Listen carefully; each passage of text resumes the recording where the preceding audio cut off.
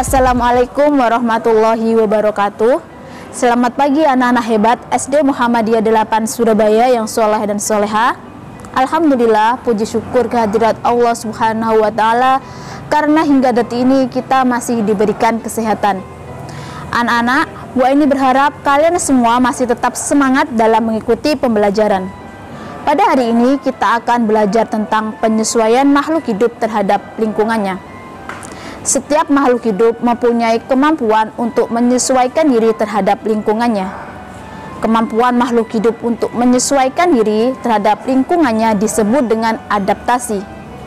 Nah, pada kali ini kita akan belajar terlebih dahulu tentang penyesuaian tumbuhan terhadap lingkungannya.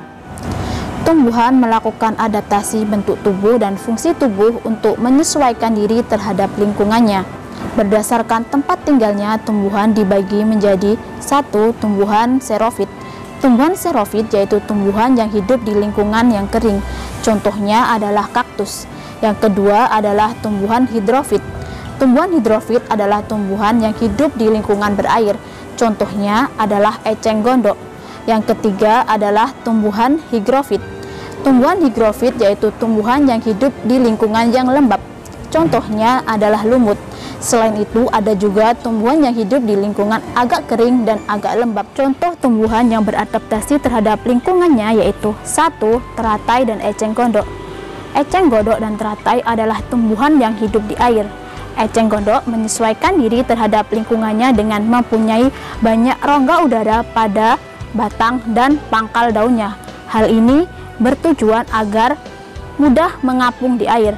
Selain itu, eceng gondok juga mempunyai akar yang lebat. Tujuannya adalah agar tumbuhan ini tidak mudah terbalik di permukaan air. Sedangkan teratai mempunyai daun yang tipis dan lebar. Hal ini bertujuan agar mempercepat penguapan. Yang kedua adalah tumbuhan kaktus. Kaktus merupakan tumbuhan yang hidup di lingkungan yang kering. Kaktus menyesuaikan diri terhadap lingkungannya yaitu dengan cara 1. Mempunyai daun yang termodifikasi dalam bentuk jarum atau duri. Hal ini bertujuan untuk mengurangi penguapan. Selain itu juga untuk melindungi dirinya dari hewan pemangsa. Yang kedua, kaktus mempunyai akar yang panjang. Hal ini bertujuan untuk memperluas daerah penyerapan air. Kaktus juga mempunyai batang yang tebal yang berisi cadangan air.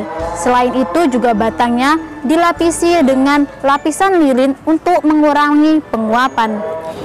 Yang ketiga adalah kantong semar. Kantong semar merupakan tumbuhan insektivor. Tumbuhan insektivor adalah tumbuhan yang memakan serangga.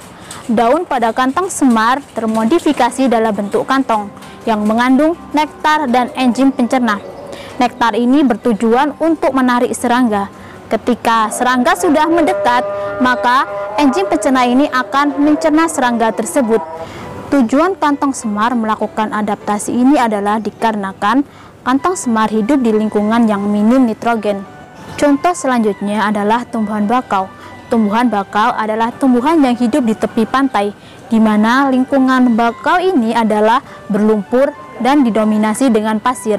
Sehingga tumbuhan bakau ini mempunyai akar tunjang yang berfungsi untuk menyangga tumbuhan bakau agar tidak tumbang saat terhempas oleh ombak. Selain itu ada juga bakau api-api. Bakau api-api ini hidup di lingkungan berawa. Bakau api-api mempunyai akar napas yang bertujuan untuk menyerap oksigen di udara. Contoh yang kelima adalah pohon jati. Saat musim kemarau, pohon jati akan menggugurkan daunnya. Hal ini bertujuan untuk mengurangi penguapan. Selain pohon jati, ada juga kedondong dan juga mahoni akan menggugurkan daunnya saat musim kemarau. Nah anak-anak, selain tumbuhan beradaptasi terhadap lingkungannya, tumbuhan juga beradaptasi untuk melindungi diri dari pemangsa, menarik serangga untuk membantu penyerbukan, dan lain-lain. Contoh tumbuhan beradaptasi untuk melindungi diri dari pemangsa yaitu dengan 1. Mengeluarkan duri.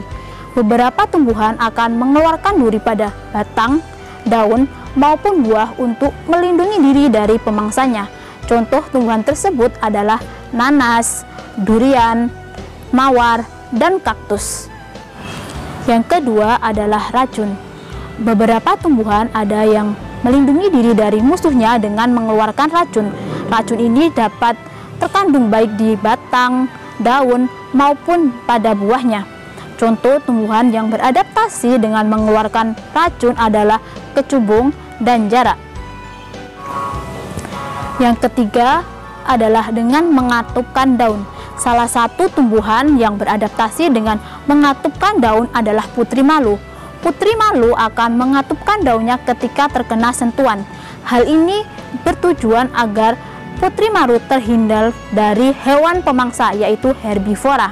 Saat putri malu mengatupkan daunnya, maka yang terlihat adalah warna daun bagian bawah, yaitu berwarna pucat, sehingga hewan herbivora ini tidak jadi memakannya karena hewan ini mengira bahwa tumbuhan tersebut telah layu dan tidak enak untuk dimakan.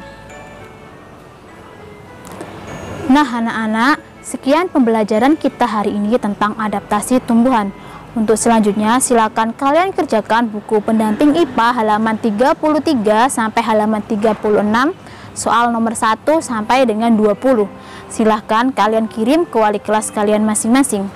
Sekian pembelajaran kita hari ini. Mohon maaf apabila ada salah. Bu Aina akhiri. Wassalamualaikum warahmatullahi wabarakatuh.